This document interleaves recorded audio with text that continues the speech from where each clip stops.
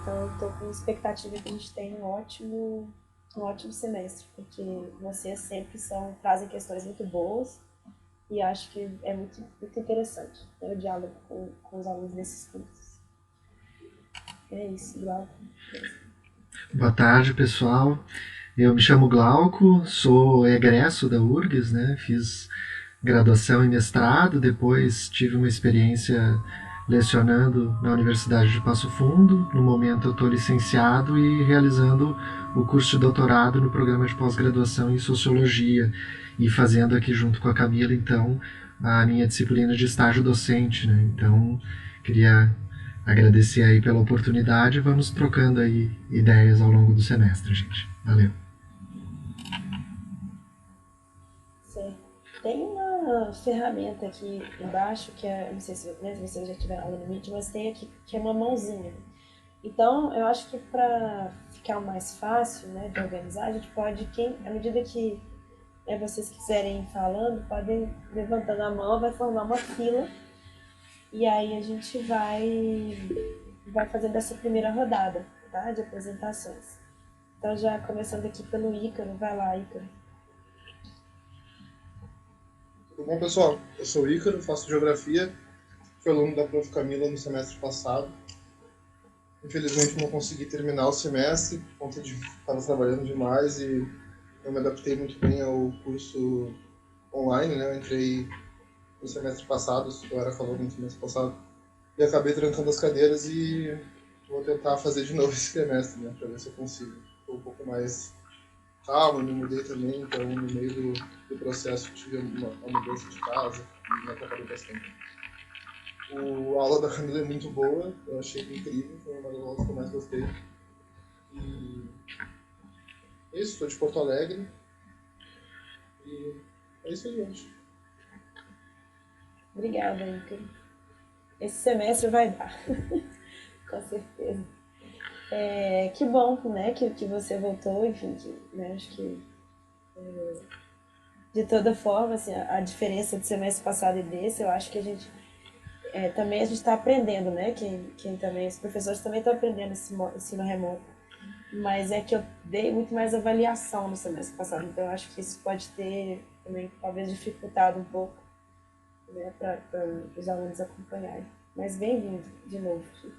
Eu até estava indo bem nas avaliações ali, eu acho que tava tranquilo, assim, só que quando chegou na hora que a gente se mudou de casa, né, eu fui mais trabalhando junto, assim, não consegui.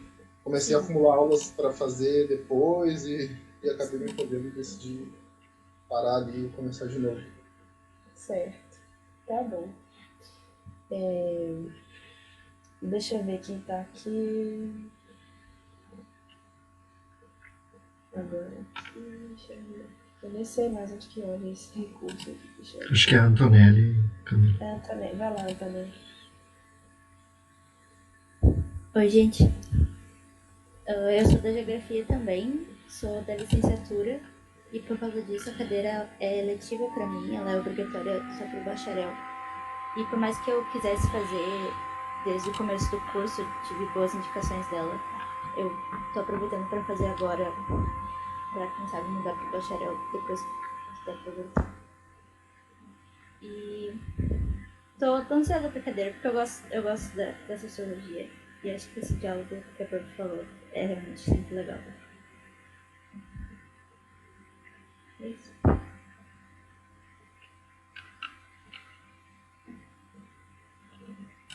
Tá fechado o microfone, Camila, mas eu acho que não tem ninguém na fila ali. Ninguém levantou a mão para falar. Tá. Obrigada, Antonelli. Essa cadeira, então, ela é obrigatória. Na verdade, ela é obrigatória para licenciatura, né? Para o bacharelado, ela é ativa, é isso? Que eu saiba é o contrário. Ao contrário. Tá. Mas também não te afirmo se não tiver certo. Ao contrário, sim, é obrigatória para o bacharelado. Eu faço bacharelado e ela não é letiva também. Entendi. Tá bom. Frederico, vai lá. Frederico, desculpa. Olá, dá para me ouvir? Dá.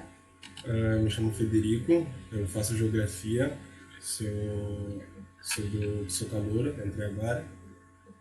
E me falaram muito bem da cadeira, a galera veterana me comentou que é uma cadeira muito boa e também a professora é muito boa, muito didática. Acho que é isso. Obrigada, Federico. Bom, espero que seja bom mesmo. Valdomiro, vai lá. Oi, prof. Eu sou da licenciatura também. Estou na última etapa, já estou no TCC. E eu estou fazendo uma cadeira para fim de permanência no semestre agora, né? Para começar no semestre que vem, para o bacharelado. É isso, por esse motivo que eu estou fazendo essa cadeira. Eu vou confessar para vocês da cadeira que eu não queria fazer, não. Mas como é obrigatório, né? De permanência, eu vou fazendo. E por a gente estar em ensino remoto, né? Para mim fica mais viável. Tá, seu curso é qual, Claudemiro? É geografia também? E estou na última etapa. Ah, tá. Que bom, espero que você goste. Apesar de não ter optado inicialmente. Deixa eu ver aqui, agora acho que é a Érica, né? Vai lá, Érica. Acho que não tá dando a câmera. Tá, vou tirar aqui. Prazer, meu nome é Érica. Eu sou da licenciatura em Geografia. Eu tô entrando agora, né? E eu decidi fazer essa disciplina porque eu acho que é bom eu iniciar com esse tipo de ideia que acredito, né, que essa disciplina vai me trazer, pelo que eu li ali no Moodle, né? Então acho que é importante para mim já seguir esse caminho aí, né? Tenho bastante expectativas boas, assim, para essa disciplina. Que bom, Érica, obrigada. Bem-vinda, né? Quem tá chegando, Érica, Federico. Sejam bem-vindos ao UNS. Vai lá, Leonardo. Opa! Meu nome é Leonardo, estou com o meu primeiro semestre, sou de Geografia bacharel. E eu diria que eu gosto bastante de Sociologia, eu sou uma pessoa bem de humanas e eu espero bastante essa cadeira, aprender bastante para começar meu rumo na faculdade, eu diria, basicamente. Obrigado, prof. Obrigada, Leonardo. Nicolas, vai lá.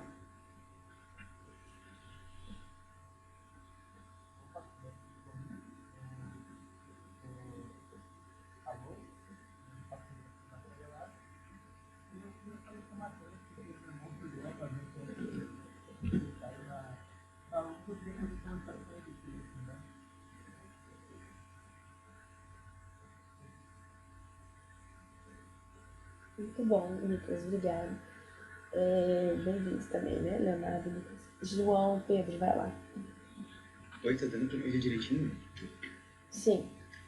Meu nome é João Pedro, eu faço Geografia, bacharelado também, entrei nesse semestre. E eu tenho uma expectativa bem alta com essa matéria, porque eu sempre gostei muito de de Sociologia. Desde o ensino médio, assim, e me dei bem mais com humanas. Tanto que eu até troquei de curso, eu fazia Engenharia Ambiental e vim pra Geografia, porque eu não tava me dando muito bem com cálculo. Mas é isso. Tá certo, João. O povo de humanas te acolhe no seu problema com cálculo. Sinta-se acolhido. Quem mais aqui tá com a mão? Diego, vai lá. Oi, boa tarde. Meu nome é Diego, eu sou de licenciatura em Geografia. Eu escolhi essa cadeira para minha eletiva, porque eu tô querendo aproveitar, já que tá em ensino remoto e já que não tem a questão de deslocamento, que mais é algo que me atrapalha bastante, para conseguir o máximo agora e ter o melhor aproveitamento da situação toda.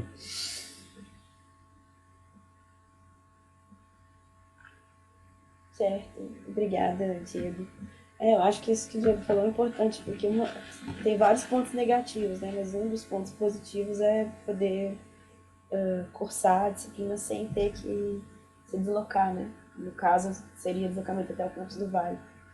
Então, isso realmente tem que reconhecer que é uma coisa boa desse modo, assim, apesar das dificuldades.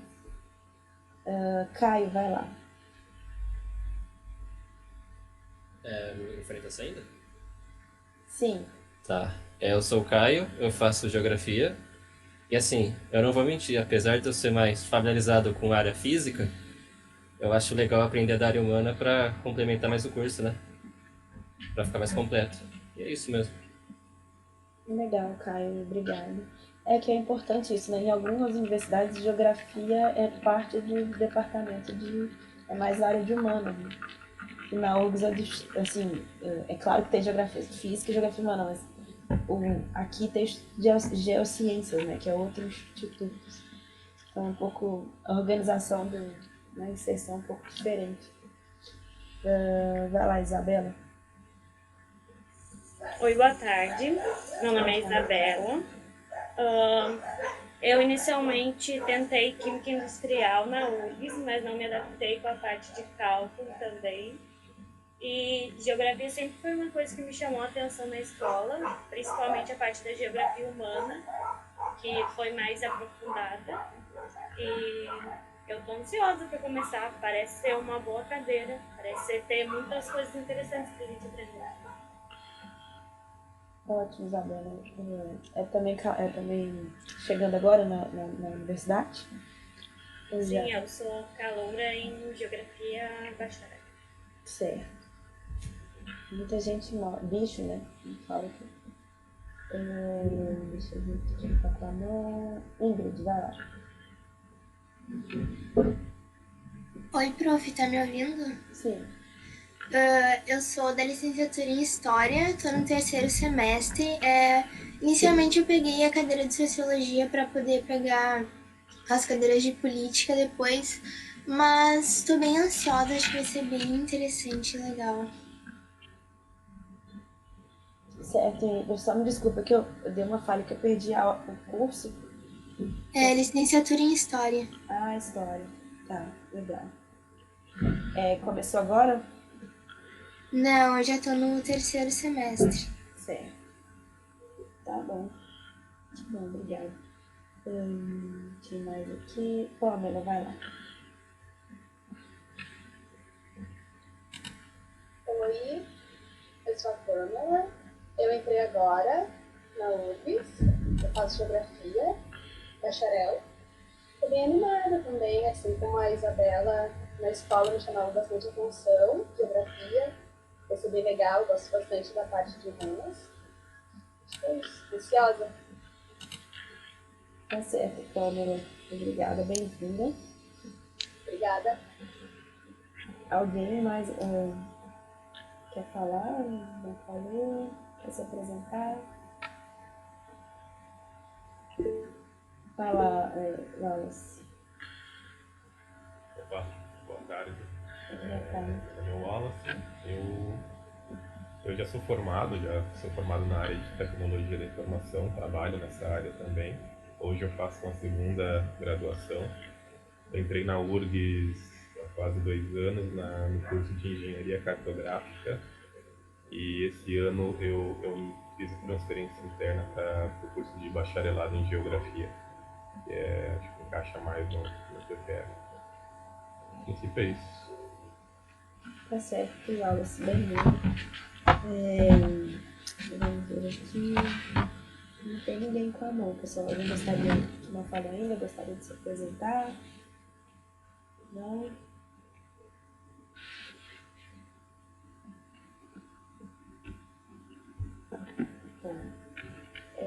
Só assim, quanto à questão da participação na aula, né, fiquem bem tranquilos, assim, né, não necessariamente vocês precisam estar com a câmera ligada, né, falar em todas as aulas, até porque eu sei que algumas vezes as condições para assistir a aula, né, não são as ideais, assim. Mas as aulas sempre vão ficar gravadas, tá? Vou depois botar o link ali de onde elas vão ficar. E a frequência no momento síncrono, né? A gente vai ter sempre esse momento síncrono toda quinta. Ela não é obrigatória, tá? Se ninguém reprovar por falta de frequência. Mas, né, se possível, eu gostaria de incentivar muito que vocês possam ler os textos, debater, né, trazer dúvidas, trazer questões, porque a gente aprende mais, né? A gente aprende mais quando a gente tenta colocar, né, os pontos que nos incomodam, que a gente gostou dos textos para discutir, né, com os colegas, com os professores. Então é isso. Alguém mais, pessoal, que quem está chegando ou chegou depois, a gente está fazendo uma rodada de apresentações, tá? Saber de que curso vocês são, as expectativas com a disciplina. É isso. Alguém mais gostaria de... Vai lá, Michele.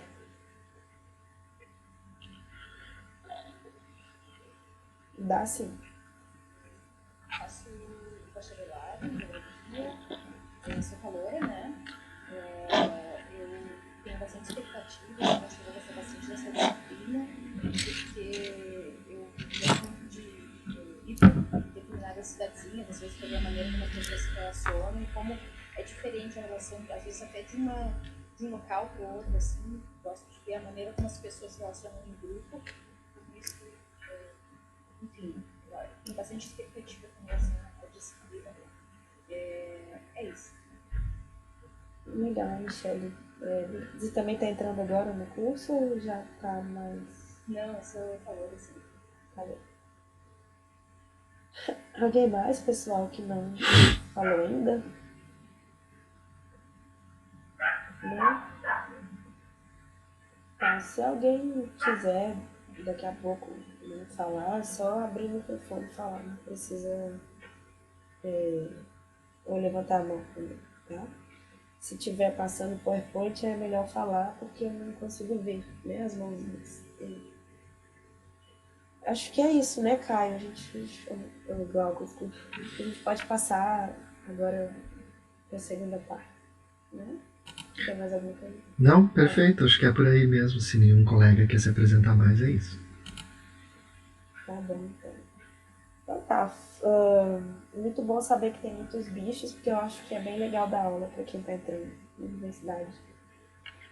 Bom, eu vou passar rapidamente aqui um PowerPoint que é com base naquele texto de referência para a aula de hoje, tá? Eu não sei se vocês tiveram a oportunidade de ver, né? Toda a disciplina está no Moodle, né? Como eu disse no e-mail que eu enviei. E esse texto da aula de hoje é um texto que é bem assim didático, apresentando o que é a sociologia, né? O que é que a gente estuda. E eu acho que ele é bom para começar essa conversa, né? Na nossa aula introdutória, para vocês também terem uma ideia, né? De como a sociologia trabalha, do que a gente espera, né? E como se aproximar dos autores, dos textos que a gente vai trabalhar ao longo do curso. Deixa eu botar aqui o compartilhamento.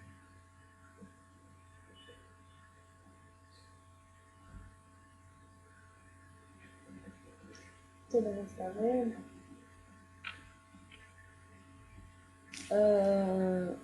Tá, então... aí aqui, né, tá o texto de referência, né, Aprendendo a Pensar com a Sociologia. É um texto de 2 sociólogos, né, o Bauman e o Trinet, o Bauman e o Trinet. E eles vão, nesse texto, falar, né, um pouco o que é a sociologia e a partir dele a gente vai, então, conversar.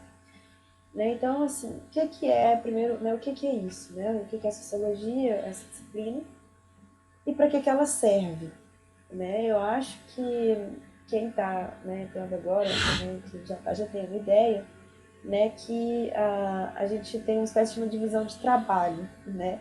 E quem é da área de humanas, de certa forma, são pessoas que têm esse perfil, né, que se interessam, que gostam de se dedicar ao estudo disso que eles chamam do mundo feito por humanos, né, ou das ações construídas por humanos, da forma como os humanos se relacionam. De certa forma, né, a sociologia está dentro dessa grande matriz, que são essas disciplinas, que são nada mais que divisões de trabalho, né? A gente sabe que as ações das pessoas e a relação das pessoas com a natureza e com, né, o mundo físico não é segmentada, né? De certa forma tudo acontece junto, mas a gente, de forma a entender melhor, né, uma lógica também de construção do conhecimento, né, do domínio da ciência, a gente acabou dividindo essas ações em grandes áreas ou em diferentes disciplinas que observam aspectos específicos dessas ações, né? Então, as questões mais políticas, né?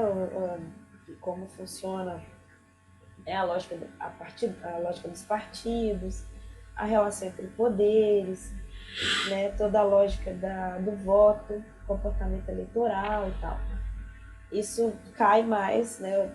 Estaria mais dentro do campo da ciência política, né? As ações humanas que têm mais a ver com o mercado, né? Com poupar, com gastar, com cálculos, né? de cálculos racionais sobre, né, maximização de benefícios, minimização de custos, enfim, tem a ver com a economia, né? Estaria mais no campo da economia. História, enfim, por aí vai, né? Geografia. E aí é bom dizer que sempre tem uma sobreposição, né, entre essas cadeiras, né, entre essas disciplinas.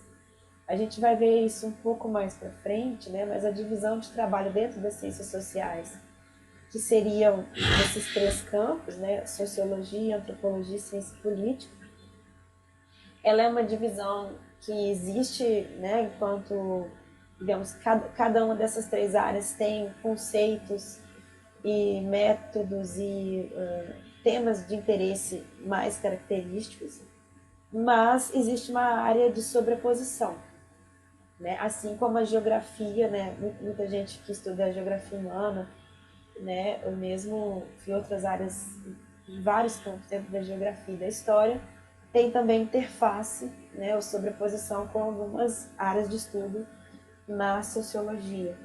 Né? Um caso assim, que me vem agora como exemplo é a própria geografia agrária, né? Que estuda essa questão do território, da ocupação do território, enfim, toda a questão da luta pela terra, né? Que é um campo que tem muita interface com a sociologia rural, né? Então acho que dá para ver, né, assim, nas pesquisas, nas revistas científicas, que tem gente que está trabalhando junto, fazendo pesquisa junto. Então, existe essa sobreposição, tá? E aí, essa divisão de trabalho entre especialistas, né, ela tem a ver também com ferramentas que esses especialistas, ou que, né, as pessoas que trabalham em cada uma dessas disciplinas, as ferramentas que elas usam para olhar para o mundo, né? Então, o que são ferramentas, o que eu chamo de ferramentas aqui, né? São teorias, conceitos, metodologias, né? Então a gente pega, por exemplo, conceitos como o conceito de classe, o conceito de gênero, o conceito de raça, né? Só para citar alguns conceitos que a sociologia trabalha, né? Então esses conceitos eles de certa forma são como se fossem lentes, conceitos, teorias, né? A gente tem na geografia, a gente vai conversar mais sobre isso, né? Mas a lógica, né, de entender a dinâmica e o impacto global do capitalismo, né? Então uma leitura marxista, né, sobre a estratificação do mundo, sobre a divisão de classes, né, sobre o processo de acumulação e como ele impacta a sociedade. Então é como se fossem lentes que fornecem um tipo de ferramenta ou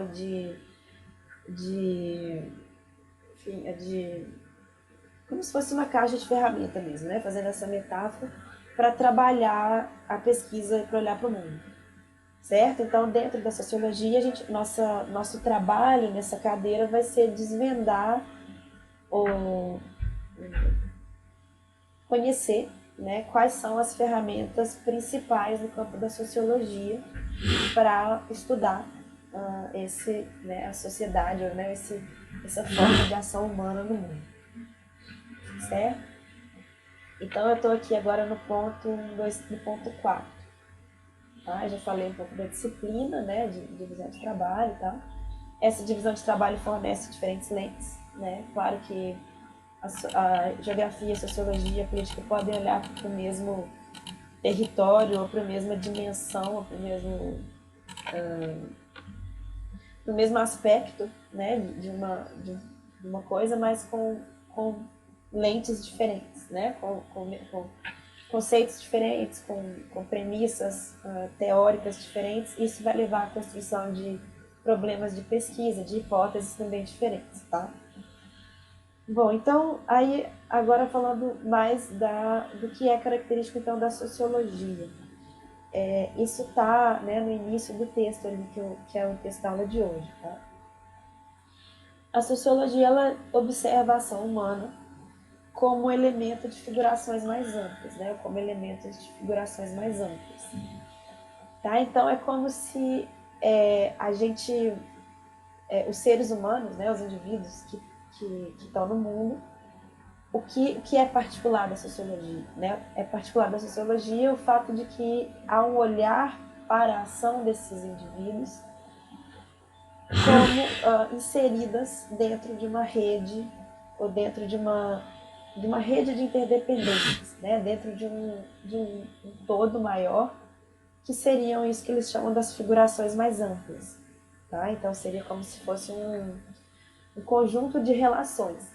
Né? Então a gente vai entender, por exemplo, a questão aqui vamos falar do gênero, né? Que é um exemplo sempre bom.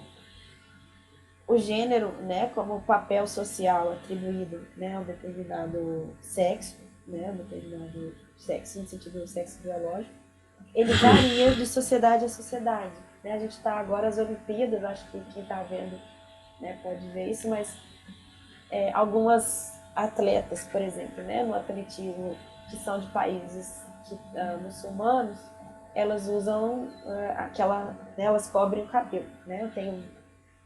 Então, assim, né, a manifestação, as diferenças entre homens e mulheres, né, ou entre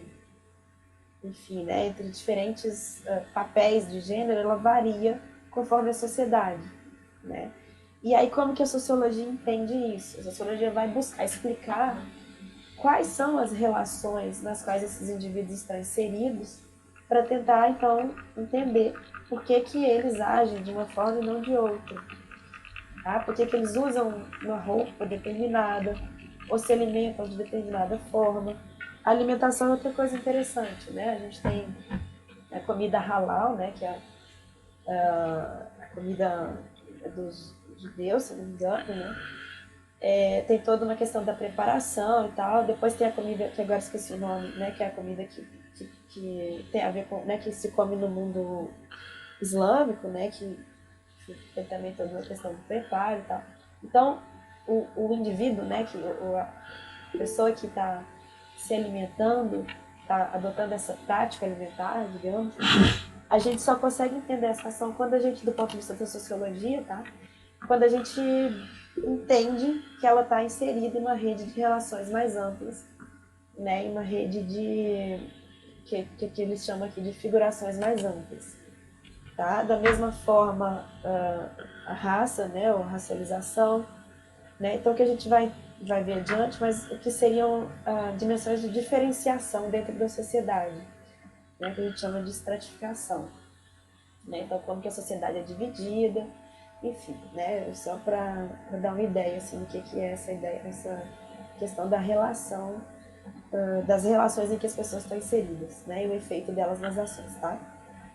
E aí, uma grande premissa do campo, né, da sociologia, é que o conjunto de relações em que nós estamos inseridos influencia a imagem que temos de nós e dos outros, tá? E a sociologia, ela vai tentar responder como, né? Como o conjunto de relações em que estamos inseridos influencia a imagem que temos de nós e de outros. Tá? Eu vou pegar aqui um exemplo muito que é, né, um dos campos da sociologia, mas a questão da família, né? Como que o conjunto de relações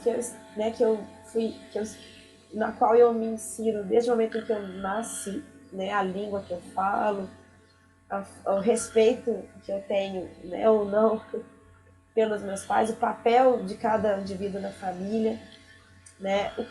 Como que a gente pode entender, né, a visão que eu tenho, por exemplo, do meu papel de mulher, né, dentro de uma determinada família, como que tá nessa família influencia a imagem que eu tenho de mim e dos outros, tá? Será que se eu estou em uma família que mora não em uma metrópole, mas em uma área rural, ou que tem uma perspectiva mais que professa alguma religião,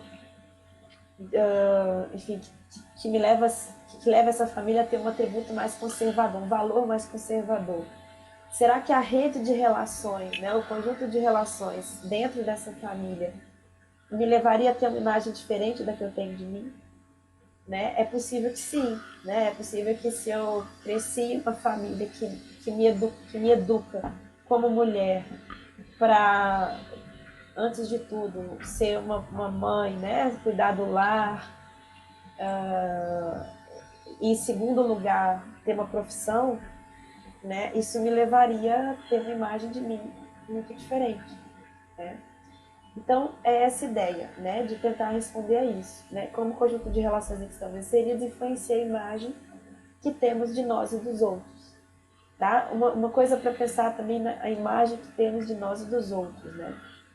O grande campo da sociologia, né, a sociologia que estuda relações étnico-raciais, né, vai tentar entender quais são os aspectos, como que as relações humanas, né, em determinada sociedade contribuíram para esse tipo de diferenciação ou de estratificação que a gente chama de racialização, né? Ou seja, de dividir, né, os seres humanos de acordo com o seu fenótipo, né, de acordo com a cor da pele, de acordo com, né, que a gente chama de raça, né, na sociologia, e como que isso influencia, e como que, né, essa sociedade, né, tá inserida nessa sociedade, me leva a construir percepções sobre os outros.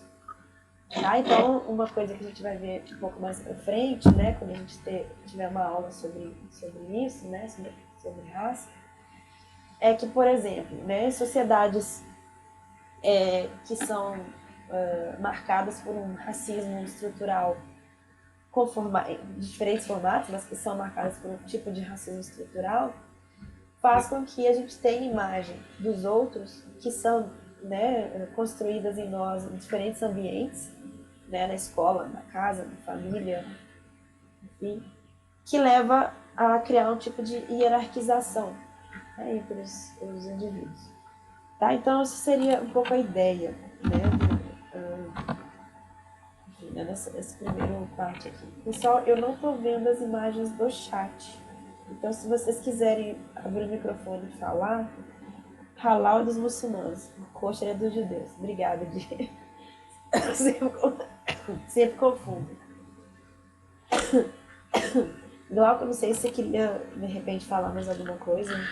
Não, eu não sei se depois tu vai mencionar, mas eu acho que uma coisa que é bem interessante da gente pensar, assim, antes de entrar propriamente, assim, no que trata a sociologia, porque ela é uma disciplina específica, é resgatar um pouco uma diferenciação que ela tem em relação ao pensamento de senso comum. Nós estamos numa ciência que ela lida com seres humanos, é feita por humanos e tem como objeto os seres humanos, o que em si, claro, não a diferencia de outras, né? Mas ao mesmo tempo dá para a gente resgatar algumas características, né, que o senso comum tem e que a sociologia vai tentar trabalhar de uma maneira diferente, né? Quando a gente pensa assim, em pensamento de senso comum, pode até que a gente associe num primeiro momento a um pensamento que seria com menos refinamento, que seja menos complexo, um pensamento mais simples. E de fato, vocês vão ver no desenvolvimento assim, da história da sociologia que talvez nos primórdios da disciplina, ela trabalhava com essa diferenciação de se considerar um conhecimento que seria superior, né, entre aspas, a outras formas. Mas hoje em dia, assim, é muito mais do que pensar em termos hierárquicos, eu acho que cabe pensar nas diferenças, porque o conhecimento de senso comum ele pode ser muito válido e tem conhecimentos riquíssimos que o senso comum traz, mas ao mesmo tempo ele tem uma fragilidade, que ele é um conhecimento sem sistematização, que não costuma ser muito reflexivo, e em particular que ele não tem necessidade assim de ter uma fundamentação sobre o caminho que leva ele a chegar a certas conclusões. E eu acho que esse é o diferencial que a gente vai tentar trabalhar e que a sociologia pode trazer para vocês, de ter um olhar sociológico, por mais que vocês não vão ser sociólogos, mas de tentar incorporar alguns princípios do que seria, né, essa ideia de que a gente precisa mostrar o caminho que nos levou a certas conclusões, né? Método, se a gente pegar na etimologia do termo, é sempre o caminho, né? E porque às vezes a gente, nas ciências duras, por exemplo, a gente associa a questão da ciência com a necessidade de demonstração, de comprovação, e isso existe também, mas nem sempre a gente consegue comprovar, no sentido exato do termo, tudo aquilo que a gente fala. Mas por que a sociologia é considerada uma ciência social? Justamente porque, para afirmar certas conclusões, ela vai buscar demonstrar quais foram todas as suas premissas e o caminho de investigação que ela teve para chegar até uma determinada conclusão, o que permite, inclusive, que a gente possa exercer uma crítica a ela, né? Verificar determinados momentos da pesquisa ou da construção de uma teoria que talvez não tenha sido adequada, né? Então, acho que essa é uma questão muito importante assim, para resgatar, né? E para a gente sempre pensar nesse pressuposto, assim, o que me leva a afirmar certas coisas, né? Sempre se questionar, ter um princípio da dúvida é salutar, né? Para a gente tentar incorporar um pouco desse olhar sociológico, né? Sobre a realidade. Eu acho que isso foi muito bom, igual ter falado isso, que de fato eu ia passar aqui no segundo slide, passar batido, né? Mas essa questão do senso comum é fundamental, né? Porque eu acho que é um pouco isso, assim, quem estuda física, química, né? Não tem que toda hora, digamos, estar disputando as explicações, né? Com o senso comum. Ninguém, as pessoas leigas geralmente não têm, assim, uma opinião sobre Júpiter, né? E sobre uma molécula, tá? Então, ao contrário, né? Dificilmente esses temas são alvo, né? De debate, de senso comum. Mas, né? A maioria das pessoas tem alguma explicação sobre, enfim, por que agem como agem, né? O papel da sociedade, né? Em determinada escolha. Então eu acho que é isso, assim, a sociologia enquanto uma disciplina, todo o tempo ela todo o tempo está construindo ferramentas para explicar a sociedade, né, para tentar entender a sociedade com um critério muito rigoroso, né, com um critério, isso que o Glauco falou, assim, de construir bem um problema de pesquisa, né, de construir hipóteses, de seguir de alguma forma o método científico, né? Apesar de que, né, existe uma grande discussão se a sociologia ela pode adotar o método tal qual o método científico é adotado na química, na física, ou se a gente está falando de uma ciência humana, então... Mas, enfim, né, algum tipo de rigor, né, que requer o que é necessário para a diferenciação do senso comum. Tá? E é muito interessante isso porque isso faz com que a sociologia seja uma disciplina importante, né? Justamente porque ela tem um grande papel de desnaturalização, de chacoalhar aquilo que é, de certa forma, já naturalizado, o que a gente toma como dado, né? Então, esse exemplo mesmo que eu falei, né, das divisões de gênero na família, né? Então, se você é criada, né, se você é mulher, e desde criança você já vê na sua casa, em todos os seus vizinhos, os seus amigos, que cabe às meninas cuidar da casa, lavar a louça, fazer a comida, enfim, é assim. E aos irmãos, né? Quem tem irmão, não necessariamente, né? Eles não têm que estar atentos a essas questões no dia a dia deles, quando eles têm 5, 6, 7, 10 anos. E isso, como a sociologia contribuiria para isso, né? Para entender esse processo? A gente tem, de um lado, uma explicação que pode ser uma explicação comum, né, no senso comum, que vai dizer que é simplesmente assim porque né? É natural que a menina cuide disso, porque ela tem mais habilidade, porque ela é mais atenta, porque ela nasceu para isso, ou ela é mais sensível, certo?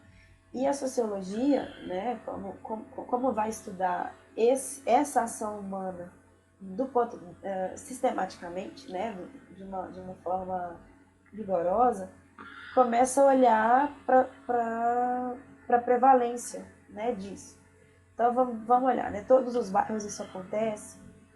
Existe mudança no tempo, né? Se a gente pega famílias em Porto Alegre, sei lá, em qualquer bairro de Porto Alegre, no centro, sei lá, em 1950, em 2020, né? Que mudança que existe? Né? Como que a gente pode entender essas ações humanas inseridas em uma grande rede? Será que existe algum processo de socialização na escola? Né? Será que, enfim, algumas instituições como igrejas, a escola, né? Outras instituições, elas ensinam que tem essa diferença? Então, assim, né? Como a gente, na sociologia, lida com o senso comum? Né? A gente tenta olhar para as ações humanas e, de certa forma, contrastar explicações que são explicações como que eu vou dizer, não sistemáticas do ponto de vista do teste, né, da explicitação do método que eu vou usar para pesquisar e tal. E isso tem um papel importante porque contribui para desnaturalizar coisas que podem ser vistas como fatalidades ou como simplesmente é assim, certo? Então isso eu acho que eu me avancei um pouco aqui, mas está no terceiro ponto ali. Então, uma das, né, agora falando aqui da importância, né, da sociologia, uma das coisas que é esse exemplo que eu acabei de dar é entender, né, que é o ponto 2, fatalidades versus construções sociais, é entender que certas ações humanas ou certas formas de pensar, agir e pensar, elas são construções sociais. Né? Elas não existiram sempre da mesma forma, né? Elas não são obra digamos, da natureza divina e nem só são explicáveis se a gente olha, né, nossas diferenças biológicas, né, e químicas, mas são construções sociais. Né? Elas foram construídas de determinadas formas de agir, perduraram, né, ou vigoraram determinado tempo, espaço, e vão mudando, né, ao longo do tempo e do espaço também. Acho que um bom exemplo é exatamente a posição da mulher nas diferentes sociedades ao longo do tempo. Né? Então, digamos assim, né, a hipótese alternativa, se fosse uma fatalidade, né, se dada a sua natureza mais sensível, mais propensa a isso, as meninas já fossem boas cuidadoras ou já, né, tivessem que se dedicar ao lar, como é que era? Recatado do lar, desde sempre, dificilmente esse processo mudaria, né? Mas o fato de que é uma construção social, né, que vamos dizer assim, é um fato que é sustentado por determinadas normas que vão sendo ensinadas na escola, na família, né, que vão sendo aprendidas ao longo do tempo, e essas normas vão mudando, nos dá um pouco a dimensão, né, de que é um pouco libertador, né, acho que como os autores colocam, porque nos diz que não que sejam menos opressivas, né, ou opressoras essas regras, mas que elas mudam, né, quando a sociedade muda, elas mudam. E o grande X da questão para a sociologia é entender o que desencadeia essa mudança, né? Como que as sociedades mudam, como que as leis morais, né, que a gente vai ver mais pra frente, mas os fatos sociais mudam, né? Como que o pensamento das pessoas sobre determinadas coisas muda, né? Então, isso é uma grande contribuição, tá, da sociologia. A gente pode dar inúmeros exemplos, né? A gente pode pensar também no tema racial, né? Então, se no Brasil, né, em 1800 certas pessoas eram coisa, né, uma mercadoria, podia ser comprada em Minas, hoje não, né? Então isso significa que também muda a moral no sentido assim do horizonte de normas, né, que orienta a nossa forma de pensar. Né? A gente não pensa hoje que tem pessoa que é mercadoria. Bom, idealmente não, né? Mas, enfim, não existe lei, né, que sustente isso. Né? A legislação muda como reflexo então, dessas mudanças sociais. A gente vai ver um pouco também isso para frente. Né? O próprio direito também é fruto dessas construções. O que é crime, né? O que é considerado crime, o que não é. Um bom exemplo também, eu sempre gosto de dar o exemplo do estupro. Né? Alguns séculos atrás, esse próprio conceito, né, a tipificação disso como crime, não existia. Né? O fato de que era condenável um homem pegar, né, utilizar a força para violar uma mulher, não era em si, digamos assim, um problema. Tá? E agora, e hoje, né, e hoje isso é considerado um crime. Gente, eu acabei de me lembrar que eu esqueci de botar para gravar, então eu vou começar a gravar agora, tá? Por favor, sempre me lembre. Eu tô também fazendo aquele teste gravando aqui em paralelo, então depois eu te mando o arquivo também, Camila, para ver se... Mas eu tô desde o início, de repente a gente consegue recuperar.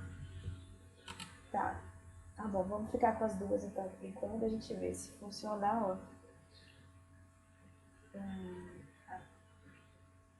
Alguém tem alguma pergunta, algum ponto, alguma dúvida? Eu estou ali no chat, não estou vendo aqui. Tá, então esse é um ponto, da questão da construção social. Outro exemplo também, né, que veio agora, a questão do feminicídio, né? A mudança na lei reflete também uma mudança nas formas de agir e de pensar das pessoas, né, ao longo do tempo. Vamos estudar, Breno. Vamos estudar. Já vamos chegar lá, tá? Então eu queria falar um pouco mais rápido. Então, já para concluir, né, aqui só tem um ponto que eu acho que vale ressaltar, é que a sociologia, ela se diferencia, né, de outras disciplinas nesse elemento que considera, né, que sempre tenta, digamos, tirar a análise nunca é da ação individual como escolha individual, certo? Porque como a gente olha os indivíduos inseridos em uma rede de interdependências, né, em uma rede de relações, a ação individual ela quase nunca ela é analisada como uma ação individual, ela não é considerada, ela é considerada como sendo uma escolha, né, dentro de um determinado contexto, de uma determinada sociedade, de uma determinada relação ou conjunto de relações sociais, tá? E por fim, eu acho que aí o texto dos autores termina com isso, né? Que é essa questão de quando a gente flexibiliza, quando a gente entende, né, e a sociologia contribui para isso, mas quando a gente vai entendendo os processos sociais por meio dos quais certas regras morais, né, ou certas normas vão sendo estabelecidas, isso também nos dá uma dimensão de que existe um tipo de flexibilização para agir ou para operar nessas regras. Tá? E isso também tem um caráter de libertação. Né? Se não fosse isso, né, a gente não teria tanta mudança em tão pouco tempo. Tá? E por isso daí o impacto subversivo da sociologia. Né, que é o de desvendar, de certa forma, de estudar e revelar né, e tomar como tema essas construções sociais que de certa forma, vão estruturando a dominação, né, de diversos tipos de dominação, de desigualdades, de diferenciações das sociedades. Tá bom? Então, essa parte introdutória era isso. Eu acho que Ficou alguma dúvida? Alguém queria levantar algum ponto que não ficou claro ou que queria discutir um pouco mais? Que daí em seguida a gente vai passar para o Moodle para a gente ver a parte mais do conteúdo e dos procedimentos da disciplina.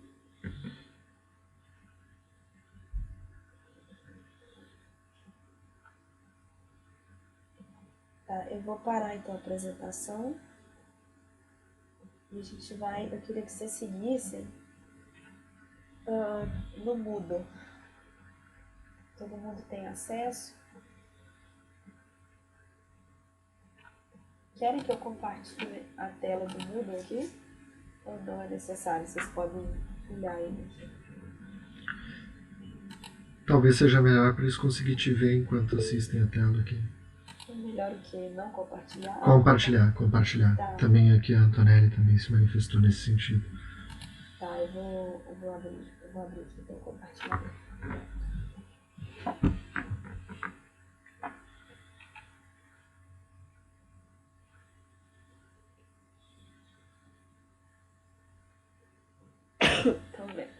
Estão vendo aqui, né? Mas de todo modo, depois é importante que o pessoal entre igual no Moodle para ver se está conseguindo ver todas as opções, inclusive para poder baixar os textos, né, que são indicados. Pois é bom conferir, qualquer problema nos acionar. Os textos eles estão nos links, né? Então é bom depois dar uma checagem, ver se está tudo ali, se conseguiu carregar tudo, né? É mais seguro cada um ver o seu depois. Mas pra gente apresentar então a disciplina, a gente vai por aqui pelo Moodle, tá? Bom, então aqui tem as informações básicas, né? Nessa primeira. É bom quem está entrando também, porque eu acho que tem muito bicho, calor, que acabaram de ingressar. O Moodle no ensino remoto é uma ferramenta, não só no ensino remoto, né? Mas no ensino presencial é uma ferramenta super importante. Cada professor usa de um jeito diferente, mas eu acho que no ensino remoto, quase todos estão usando, né? Então, minha sugestão é que vocês fiquem sempre atentos ali, né, no Moodle, recados, tarefas, né? Nós vamos fazer muita tarefa ali. Então, sempre acesse, assim, quando possível. Tá? Porque a nossa base do curso está aqui. Aqui no começo, então, eu vou enrolando aqui a tela. Aqui estão as informações básicas da disciplina, tá bom? Código, nosso nome, notar nosso e-mail aqui, né, Glauco? Depois a gente pode notar. Mas eu acho que também uma boa forma de conversar, a melhor forma, na verdade, é pelo chat do Moodle. Tá? Vocês vão ver que tem uma ferramenta ali de mensagens. Dá para enviar mensagem pelo próprio Moodle, a gente visualiza e já responde. E acho que também se entra no nosso perfil consegue acessar o e-mail, mas dá para colocar ali igual. Ah, é mesmo. Também tem. Também pode mandar e-mail. Pode mandar e-mail, pode mandar o chat. No chat. A mensagem. Tá, então a súmula, né? Aqui antes da súmula. Então o horário é sempre esse, quinta de 2 às 6, 14 horas às 16 horas. A gente sempre vai ter esse encontro síncrono semanalmente, que vai ficar gravado e depois disponibilizado no canal do YouTube privado, tá? Que a gente vai ter para o nosso curso. E a sala é sempre essa, tá? Salvo, eu e o Glauco a gente está vendo, mas o Glauco vai dar algumas das aulas, e aí talvez nessas aulas que ele for dar vai ter um outro link, tá? Mas por enquanto a gente, né, essas aulas iniciais a gente segue nisso. Então a súmula, né, o que vai ser essa cadeira? Ela basicamente é isso, estudo do contexto histórico do surgimento do pensamento científico, na análise e explicação da sociedade humana. Isso a gente vai ver na primeira unidade, né, do curso. Depois a gente vai ver as correntes clássicas de teoria sociológica e seus desdobramentos, né? E alguém perguntou, Marx, Weber e Durkheim, né, que são os cânones da sociologia, né? Embora hoje a gente vai ver que tem tem grande discussão, né, de revisão desses cânones ou de leitura crítica desses cânones, mas eles ainda seguem, digamos, estruturando aquilo que eu expliquei, que são as ferramentas teórico-analíticas e conceituais do campo da sociologia. Tá? Então, os fundamentos da sociologia que ainda são, a partir dos quais ainda se trabalha, né, no campo, surgem então vem a partir desses autores clássicos.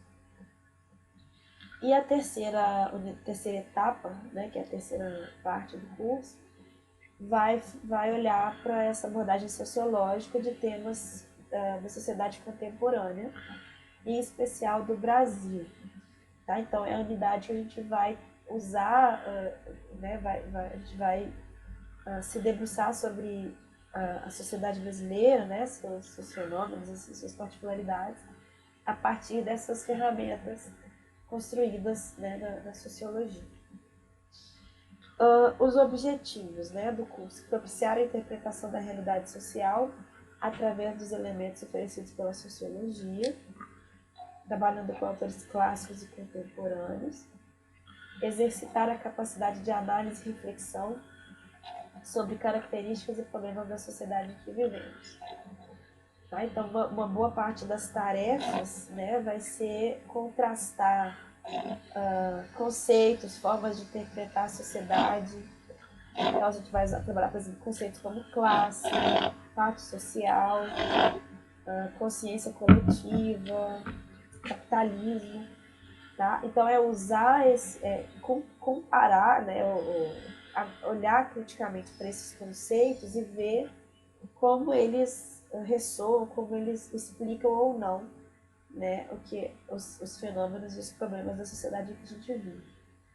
Tá? Eu vou, assim, a gente, né, ao longo do curso, é muito importante fazer essa parte reativa, né, de ler criticamente os textos, de tentar sempre trazer aquele conteúdo, aquela coisa que o autor está falando para a realidade de vocês, certo? Bom, metodologia, tá? Aqui nessa parte. Então, a gente vai ter a principal, né, ferramenta, vão ser essas aulas síncronas, né? Tá aqui, aulas síncronas realizadas pela plataforma Meet, que são esses momentos. E essas mesmas aulas, tá, vão ser disponibilizadas no YouTube, né, depois do link que eu vou passar, tá?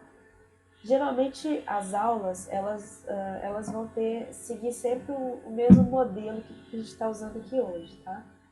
Na primeira parte da aula, eu gosto de abrir para vocês, né, para que vocês reajam, né, tragam questões mesmo, assim, olha, né, o texto da aula de hoje eu li, não entendi, eu achei que foi importante isso, eu gostei ou não gostei de tal coisa, né?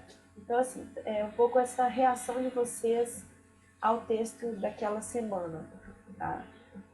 É um momento muito tranquilo, assim, de diálogo, né? Não é necessário trazer nenhum resumo ou análise muito elaborada, assim, do texto, é só uma reação. Primeira reação de vocês, tá? Uma reação imediata. Pode ser assim: tal texto me lembrou uma coisa que eu vivi, sei lá, ontem.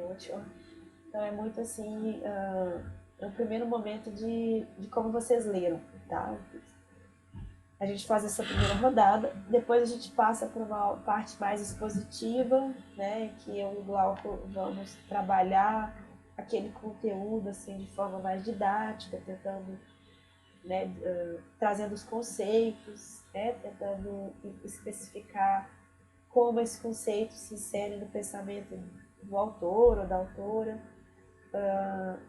enfim, né, de como ele é usado, né, na sociologia. Essa parte mais expositiva. E a terceira parte, a gente volta para uma conversa, né, da reação de vocês também à aula.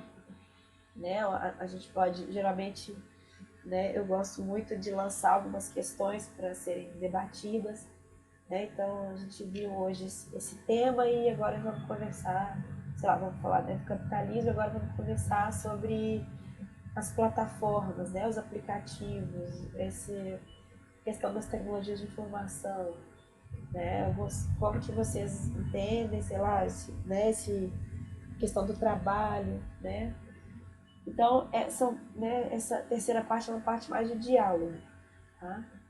Entendendo que a gente, né, isso é uma coisa que é muito importante, eu acho que, claro, né, passando pelo ensino médio, ensino fundamental, já deve estar ciente disso, mas quanto mais a gente coloca dúvidas, né, a gente tenta trazer aquela coisa que foi lida para nossa vida, né, nossa realidade, mais a gente aprende, né? De vez em quando eu fico tentando lembrar, assim, né, minhas aulas na universidade, eu sempre, assim, as coisas sempre mais marcantes são discussões, enfim, que a gente tinha, muito mais do que a exposição do professor, tá?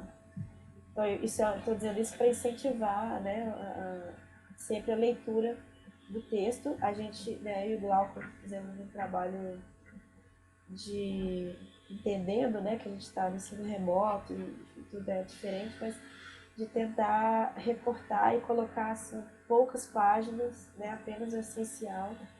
Acho que nenhuma aula tem mais de 20 páginas, né, então são trechos curtos, né, de textos para que a gente possa fazer esse exercício de tentar sempre ler o texto antes desse momento síncrono, né, dessa aula assim. Tá. Critérios de avaliação, né? Então, isso aqui são 3 exercícios, valendo 1/3 da nota final cada. Esses exercícios, eles vão ser sempre no final de cada unidade, né? Como eu expliquei, são 3 unidades. E são sempre exercícios discursivos, dissertativos. São exercícios que pedem que vocês relacionem. A gente, por exemplo, né, pode ver um documentário, que vai ser o caso do primeiro, ou filme, ou algum conteúdo que deve ser relacionado com os temas discutidos no curso, tá? Na disciplina. Então vão ser sempre, esses exercícios vão exigir sempre uma coisa mais autoral de vocês, assim, de exercício de reflexão, de trazer, né, elementos de reflexão e de pensamento sobre o tema trabalhado no filme, no documentário, e comparando com o tema da aula.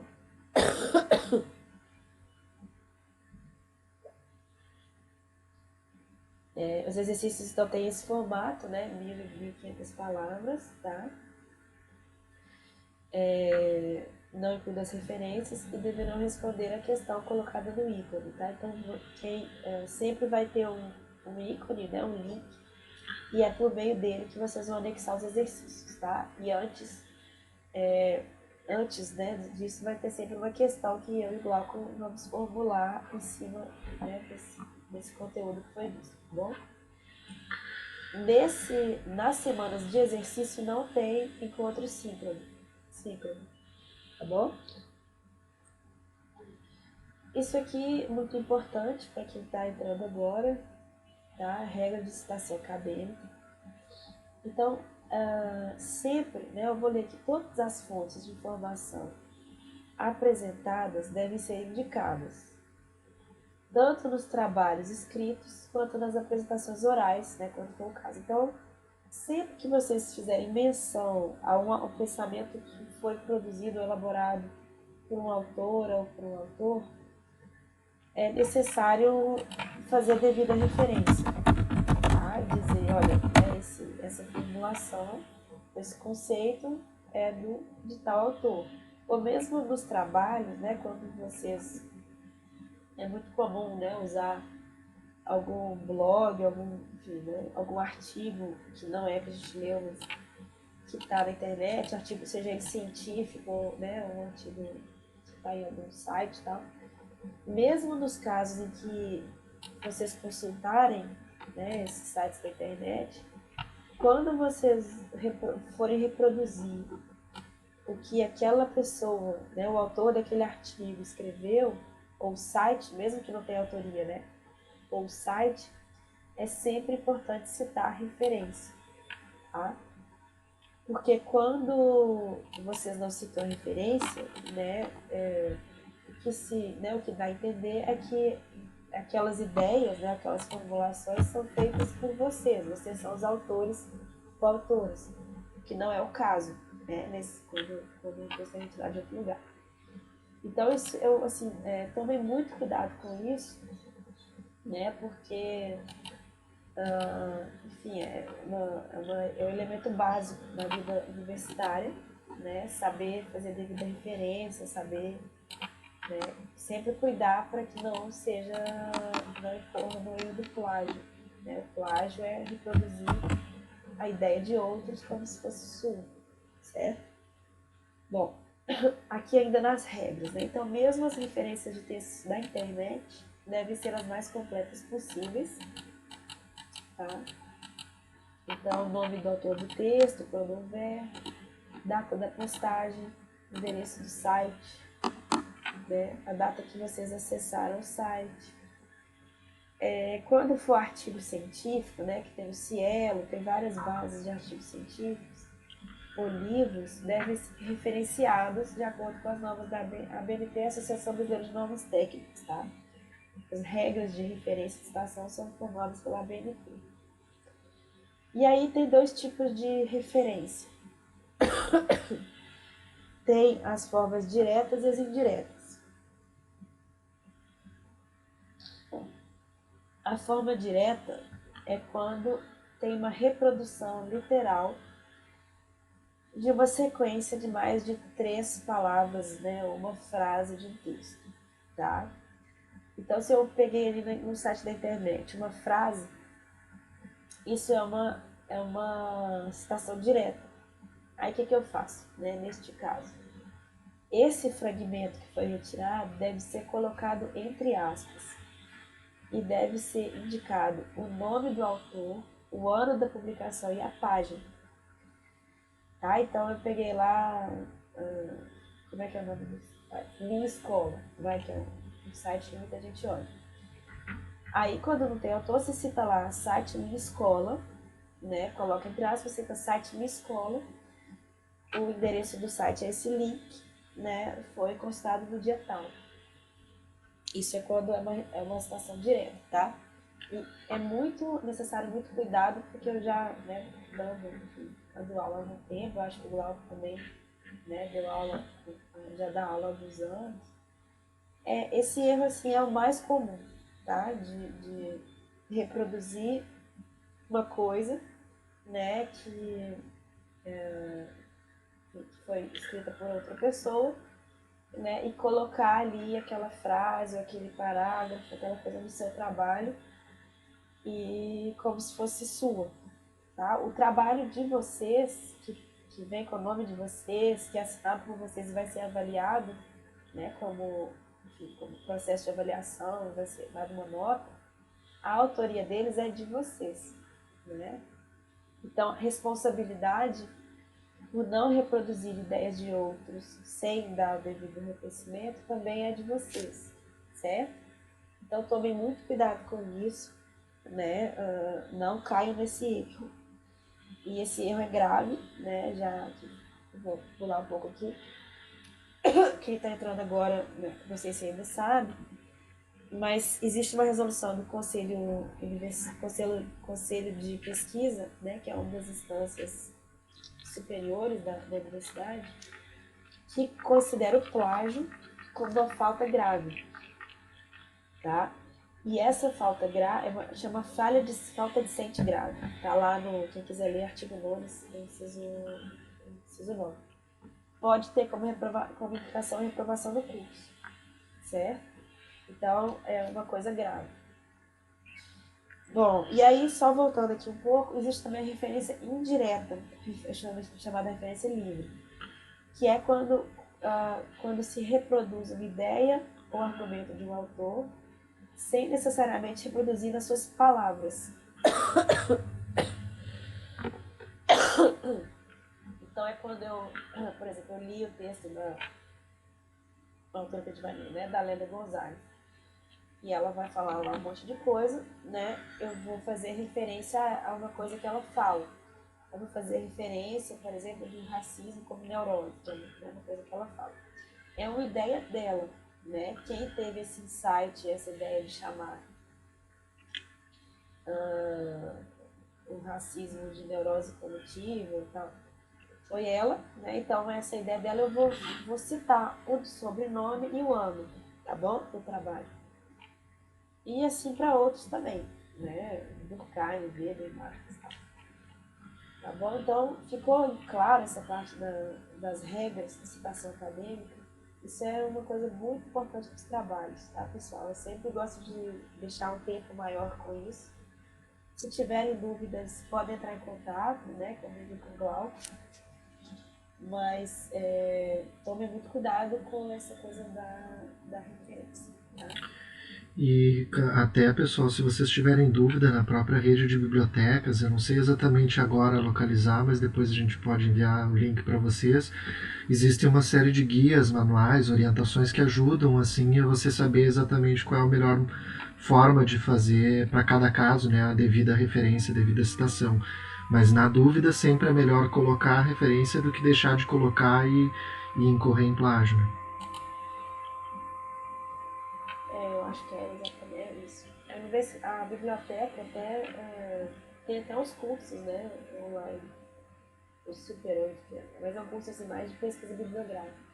Mas é muito bom o site deles, assim, se tiverem dúvida. Ali está bem explicado. Tá, seguindo aqui então. Então aqui, aí essa parte então, né, das referências do plágio, que eu já falei bastante, né, a gente, qualquer dúvida a gente sempre está aberto, né, para perguntar. Conceito final, né? Então aqui isso é uma regra, mas é uma regra da universidade, né? A gente segue essa regra. O conceito ótimo, né, que é o A, são notas entre 9 e 10.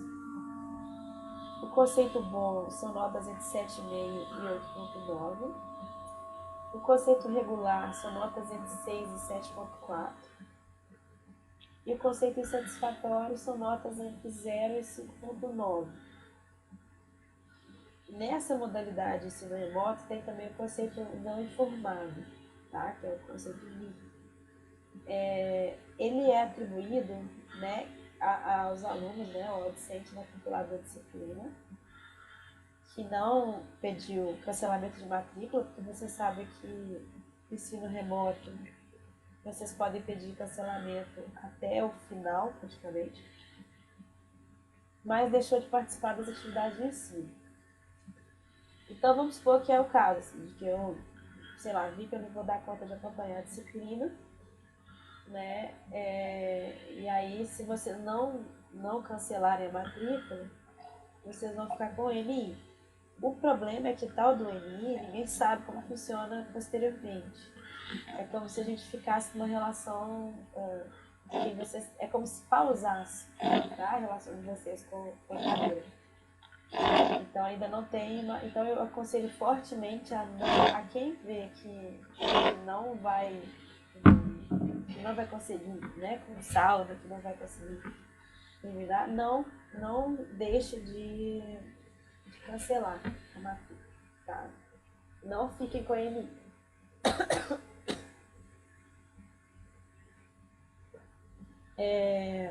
Aí esses conceitos é assim, a gente vai, né, fazer são as 3 as atividades, certo?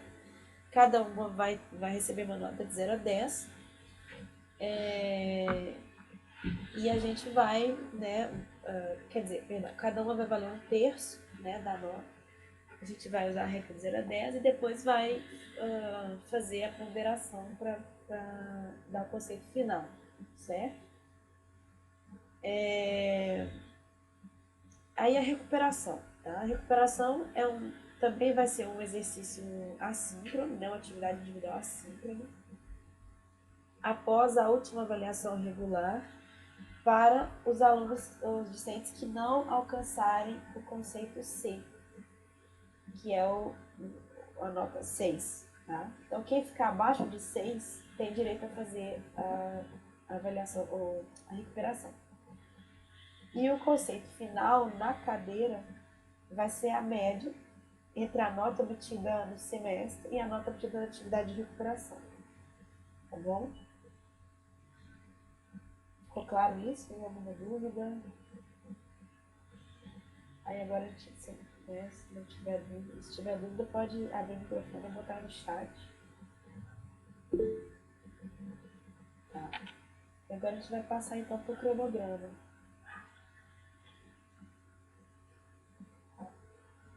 Então vamos aqui para o cronograma. Aí aqui vão estar sempre aqui, ó, aqui ainda nessa primeira parte, o link para as aulas vai estar aqui.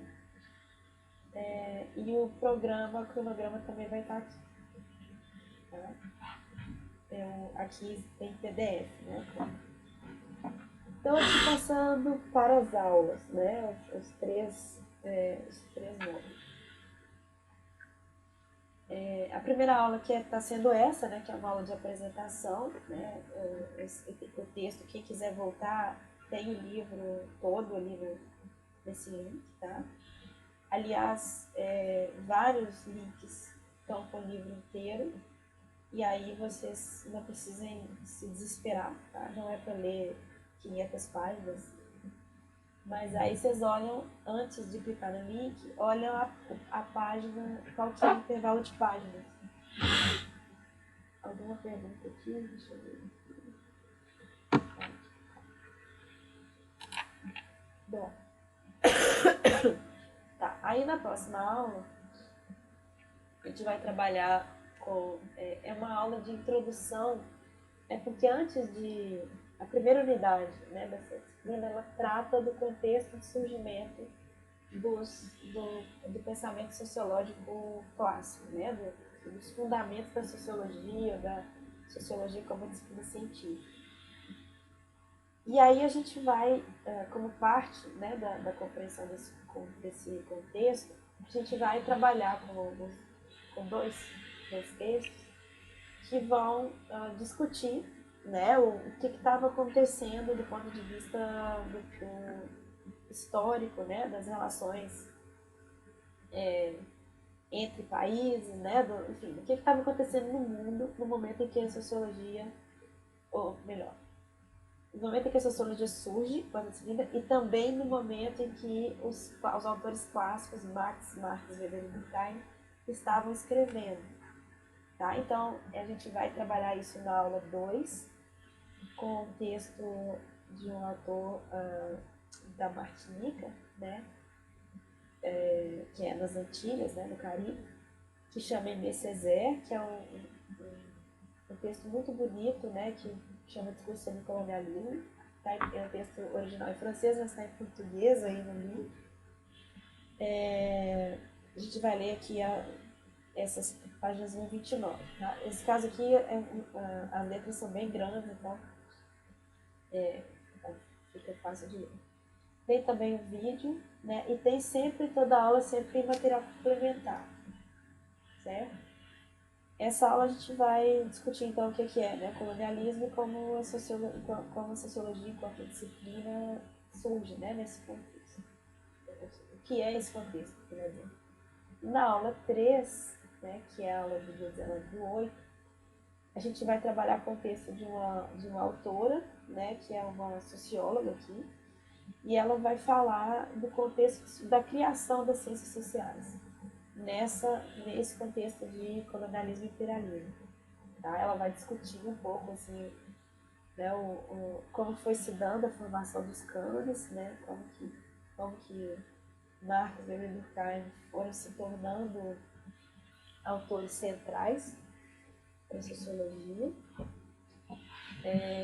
Tem também material complementar aqui. E aí já aqui nessa primeira unidade, que ela é curta, já na aula 4 vai ter o primeiro exercício em cima de um documentário. O link do documentário está aqui. A gente vai formular as questões do exercício ainda. O formato de entrega é aquele que está lá. Aí a segunda unidade começa, então, a gente, né, começa aqui por ordem cronológica, mas também tem um sentido lógico aqui, que é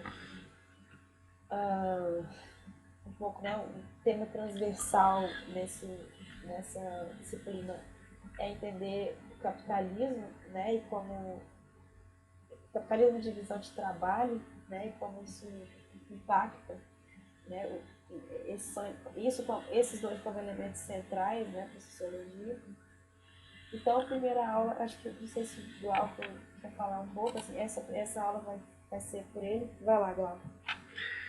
Pessoal, o que é a ideia, né? Eu vou trabalhar com vocês as duas aulas referentes a Marx e depois a primeira aula sobre o Émile Durkheim. Nas aulas sobre Marx, a gente vai trabalhar na primeira delas, assim, dois conceitos que são centrais para entender a concepção de sociedade que o autor tinha e aonde que entra a crítica dele mais profunda ao modo de produção capitalista, que está sintetizada pelo menos em dois conceitos que são chaves, que é o conceito de trabalho e a alienação. Então, por isso ali eu indiquei, né, essas duas referências. Uma é um capítulo 5.1 do Capital, Processo de Trabalho. Eu não botei o número de páginas ali, mas são 9 páginas, não é muito extenso, não. E depois daí nos manuscritos econômico-filosóficos, daí o capítulo Trabalho Estranhado e Propriedade Privada, que discute um pouco mais a questão da alienação.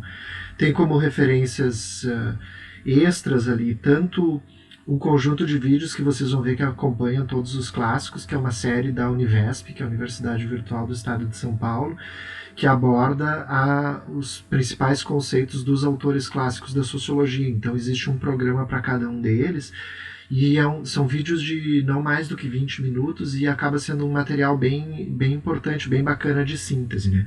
Além de outros materiais complementares ali, desde um dossiê, né, sobre esse documento que muita gente conhece, né, até mais o Marx por conta dele do que por outros escritos, que é o Manifesto Comunista, bem como outras referências ali também audiovisuais, tem podcast indicado também 2, né? E assim por diante, vocês podem dar uma olhada depois nos links adicionais. Mas esses todos são complementares, né? As leituras indicadas são aquelas que estão os PDFs ali acima. E na segunda aula do dia 9 de setembro, aí sim a gente entra propriamente na crítica do Marx à exploração capitalista e o que isso traz de repercussões negativas, né, na visão do autor. E, em particular, a crítica dele aí, claro que implica a questão das desigualdades sociais, que estaria dentro da lógica capitalista a produção de um mais-valor que não seria apropriado por esses trabalhadores, né? Além de, obviamente, ali depois a discussão que ele faz na consequência que envolve até mesmo a existência de um contingente de desempregados em todas as sociedades capitalistas cuja o aumento, inclusive, tem implicações para a própria população empregada, né? Que dá, então, esses dois capítulos, que ele explica melhor o que seria essa ideia de mais-valor ou mais-valia, e depois um outro capítulo que ele fala sobre essa lógica de produzir progressivamente uma superpopulação não empregada, né? Ou o que ele chama de um exército industrial de reserva. Também está indicado para vocês ali outras referências adicionais, tem um vídeo ali do entregador antifascista criticando a precarização do trabalho, um podcast também que fala sobre a obra do David Harvey, que é um dos marxistas vivos hoje, talvez um dos mais proeminentes, né, que ele trabalha essa discussão sobre o que seria essa loucura da razão econômica. E também uma outra referência ali, Humans Need Not Apply. Essa daí foi a Camila que colocou, não cheguei a ver, depois a Camila pode explicar, né, se for o caso. E então vocês percebam que ali na lógica do Marx, e o que vai aparecer depois, tanto no Durkheim quanto no Weber, é partir de um primeiro momento assim, do que era a concepção que cada um deles tinha sobre a sociedade, para a gente entender, antes de entrar em conceitos muito operacionais que cada um deles trabalhou, entender qual é a lente. Qual é a lente que eles enxergam o mundo, né? Quais são os pressupostos que eles trabalham, porque aí a gente vai enxergar algumas diferenças que são mais significativas entre eles, né?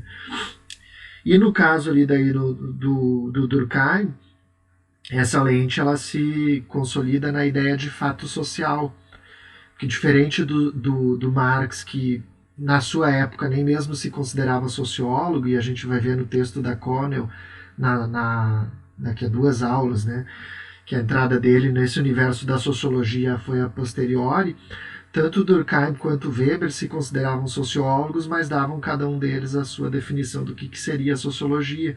E para o Durkheim, a sociologia seria a ciência que estuda os fatos sociais.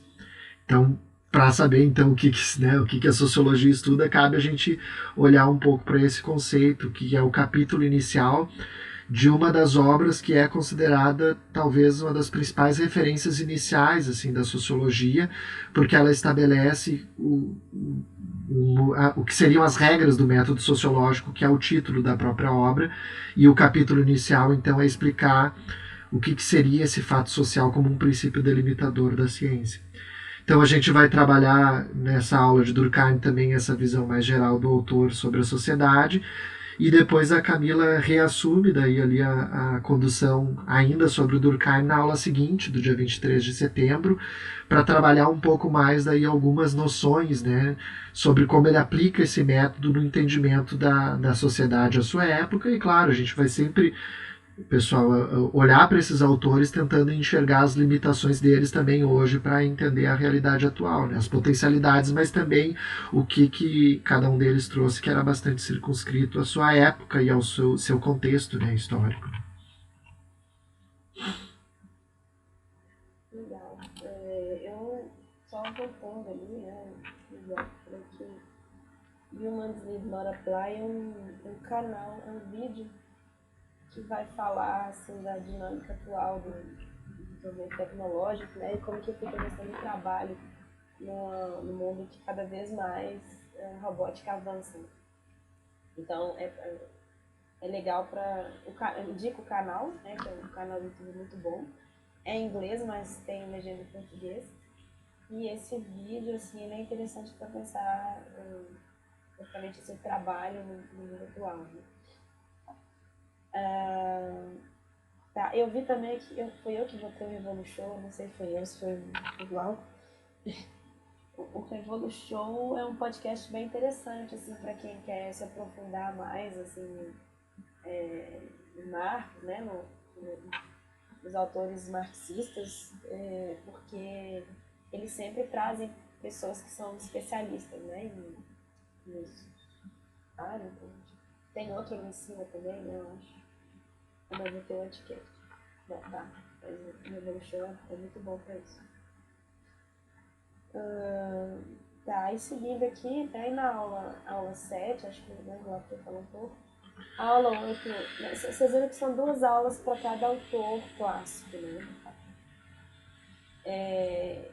Isso, né, essa ideia de 2 aulas é para ir devagar, porque alguns deles assim, têm uma escrita um pouco assim mais difícil, assim, talvez mais datada também, né? São textos do início do século, meados, né, metade para o fim do século XIX e início do século XX, né? Então, para a gente também conseguir trabalhar bem esses conceitos, né, entender o impacto deles para a análise da sociedade, tá? E a aula 8, então, segue, né, a segunda aula do Emile Durkheim, né, que é esse o sociólogo, né, um dos primeiros sociólogos que propõe que a sociologia seja uma disciplina, né, acadêmica, de campo especificamente, voltada, né, para a análise da sociedade e dos fatos sociais. E a gente vai trabalhar com conceitos fundamentais, alguns conceitos muito importantes, que são a solidariedade mecânica e a solidariedade orgânica, né? Então, uma coisa que a gente vai ver no curso é que, de certa forma, os 3 passos eles são complementares, né? A gente pode ter essa leitura, que não é muito assim uma questão de optar por qual eu acredito mais, ou qual explica melhor a sociedade, mas, de certa forma, todos os 3 são geniais, assim, na sua própria maneira, e, digamos, se voltam para aspectos ou para fenômenos que se complementam, né, entre si.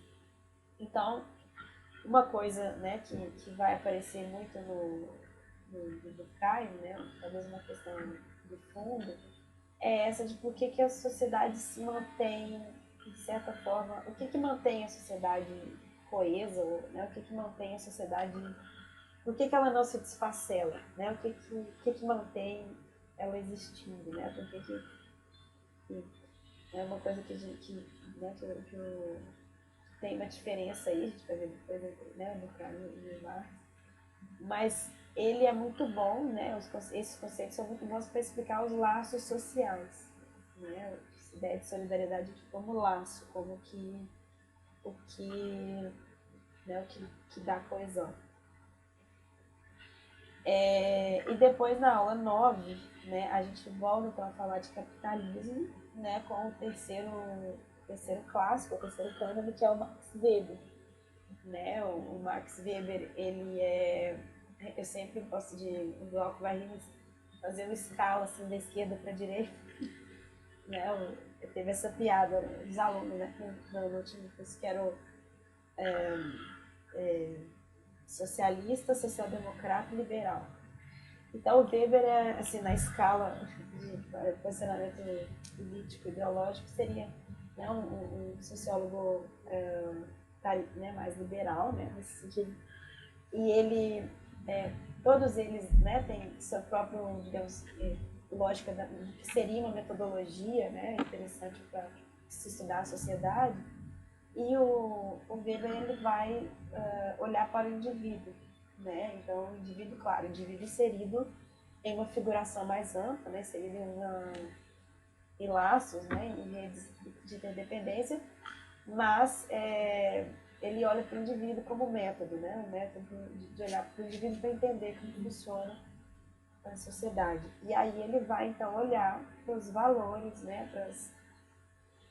Para as normas, digamos, né, para o comportamento dos indivíduos que levam à construção, né, do capitalismo, né, enquanto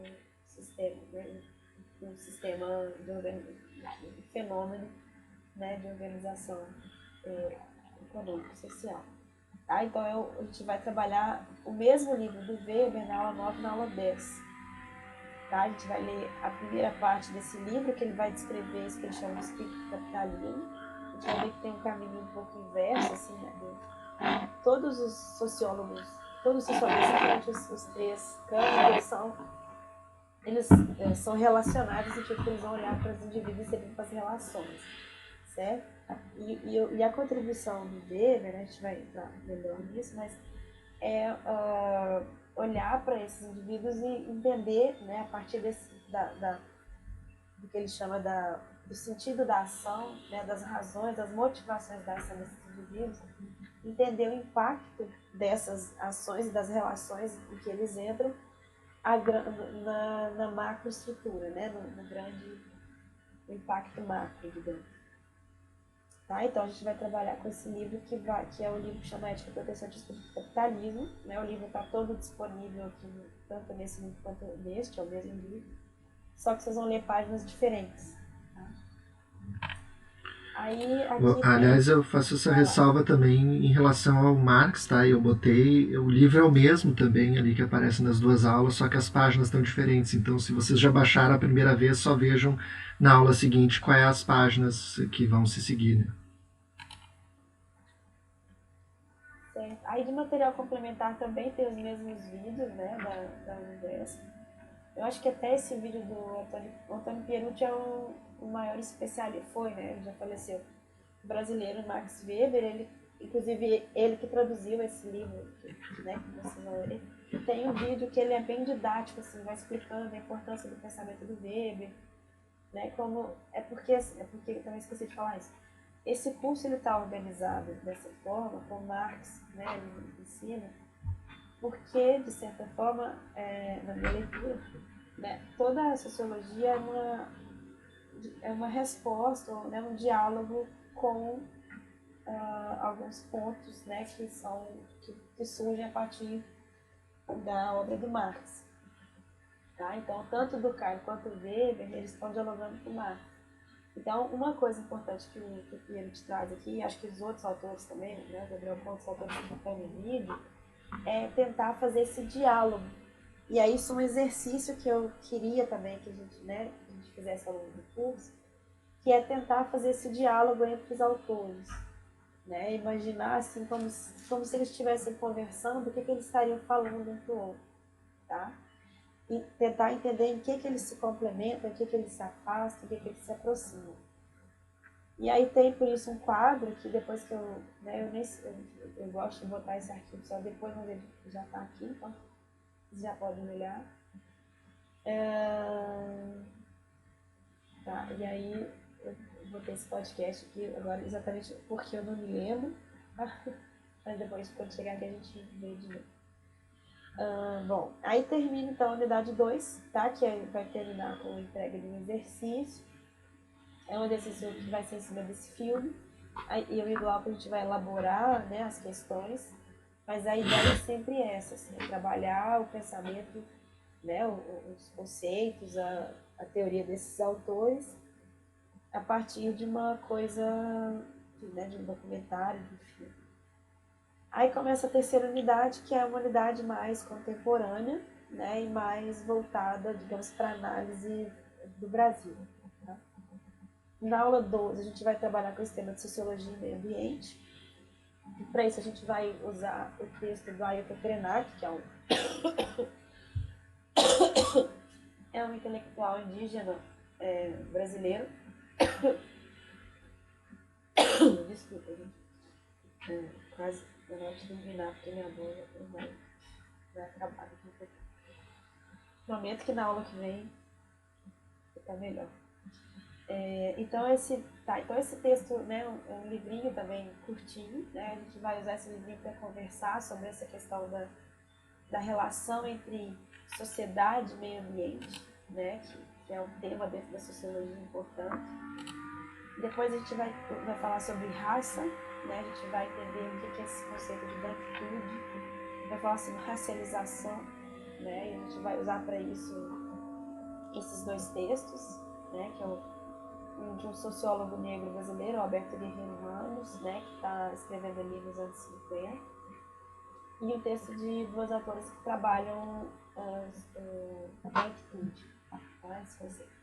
Aqui tem muito material complementar, tem podcast, enfim, tem muita coisa aqui, até vou dar uma atualizada depois, porque tem, né, coisas mais recentes, mas aqui tem muita coisa. Depois a gente vai falar na aula 14 de gênero, raça e sociedade no Brasil. Para isso a gente vai usar esse texto aqui da Lélia Gonzalez, né? O Glauco botou aqui o livro todo, a gente vai ler o capítulo 5, que é um artigo, um pequeno artigo que ela escreve para apresentar em congresso, né, de ciências sociais. É um texto, assim, muito excelente, né, muito bom. Vocês realmente vão gostar muito desse texto, tá, né? E a gente vai usar esse texto para falar, então, sobre gênero e raça no Brasil, tá? E tem muito material também, tá? A Lélia Gonzalez é uma intelectual que, ao mesmo tempo, foi professora, né, de sociologia e psicologia da Universidade da PUC-Rio, eu acho, né? Da Universidade, não sei se é PUC-Rio, da Universidade Federal do Rio. Então é uma acadêmica, né, no campo da sociologia, mas também uma militante ativista do movimento negro, que inclusive ajudou a construir o movimento negro e que sempre foi muito lida, né, muito estudada no movimento negro, mas agora não tanto na academia, né, mas agora nos últimos anos tem sido retomada. Tá? E por fim, na última aula, a gente vai falar de ação social, direitos humanos e movimentos sociais, também usando o texto da Lélia Gonzalez e do Carlos Azenbaldi, que é um sociólogo também, né, que também estuda relações étnico-raciais. E a gente vai usar esse texto, que é um texto bem, assim, é um texto descritivo, analítico, no qual ela, né, o texto dela, que está nesse livro, que é dos dois, vai descrever, né, a história de formação do movimento negro enquanto um ator coletivo em defesa dos direitos da população negra. Aí, então a gente vai usar esse texto para falar isso de mudança social, né, de movimento, de como que movimentos são importantes para a garantia de direitos. E por fim, a atividade assíncrona, ele está aqui, é um programa que eu botei aqui, que a gente vai, quem quiser já assistir, que a gente vai fazer atividade em cima desse programa. Também, de novo, não temos ainda as questões, tá? Então era isso, pessoal. Vou parar aqui o compartilhamento. Assim, agora é o momento de dúvidas, coisas que não ficaram claras. A gente já encerrando. Alguma dúvida? Claro. Nossa ideia é ter esse teto de 2 horas, porque depois de 2 horas, sinceramente, ninguém aguenta mais, né? Assim, aula no computador. Bom, pronto, eu tenho uma dúvida. Vai lá. É uma dúvida meio tosca, né? Mas eu vou perguntar. Semestre passado eu fiz a disciplina de antropologia e a gente estudou os mesmos autores. Aí eu queria ver contigo qual é a principal diferença entre a antropologia e a sociologia. É o coletivo, é o individual? Assim. Glauco, você quer responder essa? Uma pergunta difícil. Eu diria que é difícil de nós mesmos, sociólogos e talvez até dos antropólogos, de responder essa questão, porque as linhas elas não estão muito bem claras, né? Em geral, elas têm mais a ver com a trajetória histórica do desenvolvimento das disciplinas e dos focos de interesse do que necessariamente a natureza do objeto, porque ambos analisam a sociedade e é difícil distinguir aonde começaria a sociologia e a antropologia, né? Mas a antropologia, em geral, ela tem um foco especial de interesse nos aspectos da cultura e costuma utilizar uma metodologia que envolve uma inserção e uma participação mais direta dentro do campo que a sociologia não necessariamente vai trazer, né? Como técnica de excelência, por exemplo, que a antropologia costuma trabalhar, é a da observação participante, em que o antropólogo chega a conviver, né, com os seus investigados, com as pessoas que ele está tentando compreender melhor as relações por, às vezes, meses, longos períodos de tempo, né? Então, isso talvez seja uma diferença significativa, né? Que o antropólogo se enxerga como o próprio instrumento de pesquisa por excelência, enquanto o sociólogo nem sempre, depende muito mais do tipo de pesquisa que ele quer desenvolver, e a depender da técnica, ele nem vai precisar ir diretamente a campo, vai utilizar-se de dados secundários, e talvez não vai focar necessariamente só nos aspectos culturais, mas em outros, né? Mas eu iria por aí, Camila. Não sei se tem outras, porque eu tenho dificuldades ainda hoje para responder esse tipo de questão. Eu acho que, assim, hoje, na verdade, existe uma sobreposição, né? Assim, mas no início, assim, um pouco explica, né, como a etimologia ou a antropologia surgiu. A gente vai falar disso na aula que vem, mas o contexto de surgimento das ciências da sociedade, ou das ciências sociais, é um contexto em que existia um processo de dominação colonial no mundo, né? A Europa estava no ápice do positivismo, né? Que era também, né, um desenvolvimento de um processo de uma corrente de pensar, né, entender a ciência.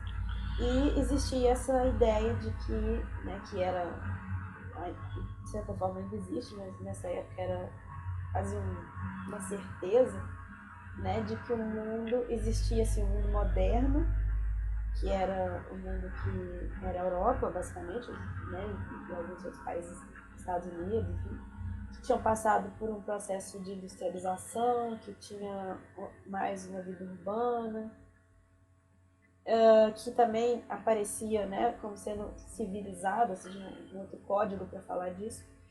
E existia um mundo não civilizado, um mundo primitivo, um mundo não moderno. Tá? Então, essa era uma premissa assim, que orientava, era uma forma de pensar e de agir, né, na segunda metade do século XIX, primeira metade do século XX. Depois isso muda, né? Aí tem toda a coisa do primeiro, segundo, terceiro mundo, enfim, tá? Só para contextualizar o surgimento. E aí tem uma espécie de uma divisão de trabalho, né, dentre as disciplinas, né,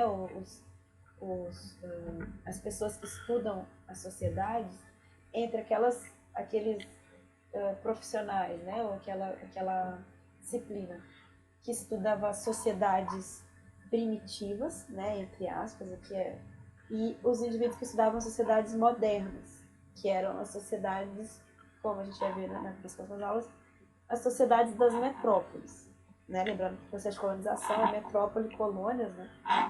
Então, assim, isso foi a divisão inicial, né? E aí tem essa coisa toda que o Glauco explicou do método, né? Então, essa que eu...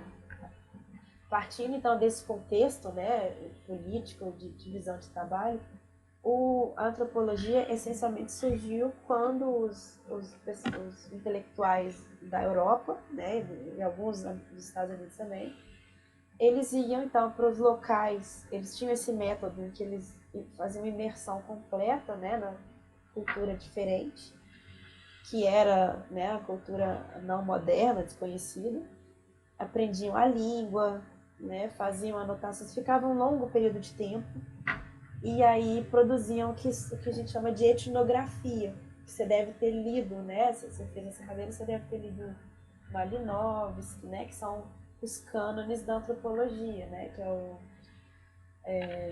agora fugiu o nome. Mas são, né, também o Durkheim, né? Também é um cânone da antropologia, o Marcel Mauss, que são, na verdade, assim, as duas disciplinas têm, digamos assim, o mesmo elas surgem mais ou menos na mesma época, né? Elas têm os autores que são referências para as duas, mas existia inicialmente essa divisão de trabalho. E isso tem a ver com uma leitura de como que era o mundo. Agora, hoje, não existe mais isso, né? Hoje, por exemplo, existe antropólogo que faz antropologia urbana, né? Então, essa ideia, até mesmo essa leitura, né, do povo civilizado, primitivo e não primitivo, não se sustenta mais. Existe sociologia né, rural, sociologia que não é mais sociologia só, né, da modernidade.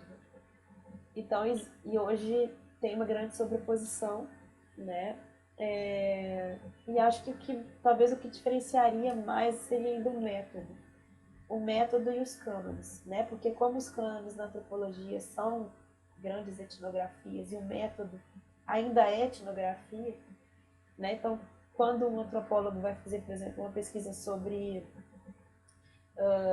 enfim, a sociedade ou o modo de vida das pessoas na Bom Jesus e Porto Alegre, por exemplo, ele vai fazer uma etnografia, né? Um método que é isso que o Glauco falou, é observação participante. Já na sociologia, outros métodos de pesquisa são aceitos também, são também tão legítimos. Pode fazer uma entrevista, pode fazer um survey, né, que é uma pesquisa quantitativa, pode fazer uma análise, enfim, de outra forma. Não tem, sim, hoje é mais existe uma diferença, mas existe uma sobreposição também. É um pouco difícil de explicar. Mas são seres humanos diferentes, né, Glauco? Sociólogo, antropólogo. Tem um antropólogo brasileiro, Viveiros de Castro, que talvez tenha sido abordado na disciplina, que ele trazia uma definição da antropologia como a arte de desvendar sistemas simbólicos. E ele usava uma metáfora da piscadela, né? Que você tem que tentar descobrir o que está por detrás, o sentido que está por detrás quando alguém te dá uma piscada de olho, se aquilo é simplesmente porque o sujeito caiu um cisco no olho ou se tem alguma coisa que ele está querendo dizer chamando a cumplicidade quando ele está te dando uma piscada de olho. E um pouco me parece que a antropologia está o tempo todo focada mais nesse objeto, assim, de desvendar aspectos da cultura, dos sistemas simbólicos, assim, muito mais do que a sociologia propriamente. Não que a sociologia não aborde a cultura também, né? Mas para isso ela se utiliza de outros mecanismos, outras formas, e não tem esse foco específico de interesse. Eu acho que tem isso também. É um bom ponto, assim, desvendar o sistema simbólico, né? Verdade. Eu tinha lido isso, eu achava que era uma coisa que o Geertz fala lá no... Pode ser que seja a citação do Viveiros pro Geertz, aí me fugiu porque faz muito tempo que eu li esse texto. Eu também tem muito tempo. Mas é isso, é isso. Acho que é difícil diferenciar, assim, né, de forma mais... Isso aqui, essa reta daqui para lá, isso. Acho que um pouco, talvez, como alguma sobreposição da geografia com algumas áreas. Enfim. Ou até mesmo da sociologia com a história, né? Muito se diz que a história estudaria o passado e a sociologia o presente, mas como você vai estabelecer uma fronteira a priori entre essas coisas, né? Como é que você vai entender também a sociedade atual sem se referir à trajetória que ela percorreu até chegar aqui? É difícil também, né? Eu diria que é uma dificuldade semelhante, né? Sim. Como eu falei no começo, é uma divisão de trabalho, né? Porque na prática o mundo existe todo sobreposto, né? Todo junto. A diferença de trabalho. Inclusive, no caso da história, um dos principais autores da sociologia, que é o Norbert Elias, né? Seria no campo da sociologia histórica. Né? Ele volta lá atrás, vai desvendando como que foram mudando os hábitos das pessoas, né? E a visão, a forma como as pessoas se comportavam. Desde, né, passando uma história assim, da vida, né, social das pessoas, desde o que era aceito, assim, sei lá, arrotar em público, por exemplo, né, que me veio aqui a cabeça, mas coisas mínimas, né, assim, como eram os banheiros, que existe como estudar sociedade sem saber um pouco, né, da história também. São sempre áreas de sombreamento das disciplinas. Vocês vão ver no curso de geografia, aliás, só para não o Milton Santos, né, que é talvez um dos cânones, não sei se pode dizer que é um cânone da geografia, é um autor que o pensamento dele é completamente sobreposto e muito próximo assim, né, da linha marxista, assim, a percepção, né, do capitalismo, como que ele vai usando isso para entender, né, o processo global, né, de divisão de trabalho e tal. Então é outra área, né, que tem sobreposição da geografia com a ciência social. É isso. A gente tem mais alguma dúvida? Claudia Mira respondeu há 5 minutos que já entendeu e a gente está falando aqui. Assim, tá? Certo. Então tá, ficamos aqui. A gente volta para se encontrar. É legal. É legal dar aula junto com o professor, né? Porque vai, né? O diálogo é legal também. Então tá, e espero vocês, a gente espera vocês aula que vem com né, o texto, né? Já lido, se possível, pra gente conversar mais. E é isso, acho que aí, Glauco, para encerrar a gravação, é melhor encerrar a gravação antes de fechar a sala, porque uma vez eu fechei a sala e não encerrei, e aí um aluno ficou 2 horas ainda online gravando, com a aula de 6 horas. Tranquilo, eu vou encerrar a minha aqui também, gente. Valeu, nos vemos semana que vem. Então tá, até semana que vem, pessoal.